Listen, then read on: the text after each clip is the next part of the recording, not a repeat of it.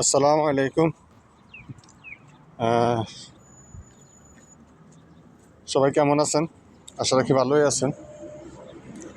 আজকে আপনাদের সাথে দুইটা কথা শেয়ার করব বিদায় ভিডিওতে আসলাম। সেটা হলো যে অনেকেই না বুঝে বিদেশ নামক জেলখানায় চলে আসেন। হ্যাঁ, আসলে ভাই বিদেশ এত সহজ না, বুঝছেন? বিদেশ এত সহজ না।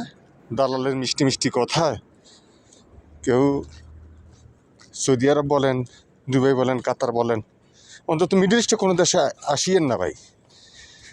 কারণ এখানকার যে পরিস্থিতি তা আপনাদেরকে বলে বুঝাতে পারবো না ভাই। কি হয়েছে বুঝছেন?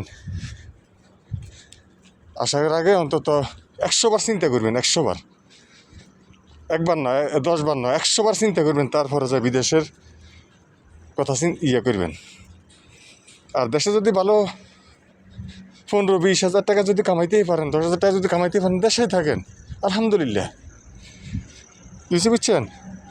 দেশেই থাকেন। খামাখা বিদেশ নামক জেলখানায় আইসা ও তমুকে এ করছে, তমুকে হে করছে, ওইটা চিন্তাধারা আপনার করার দরকার নাই। ওটা চিন্তাধারা করে আপনার লাভ হবে না ভাই। কি বুঝতে বুঝছেন? এই আর কি। আশা রাখি সবাই ভালো থাকেন। আল্লাহ হাফেজ।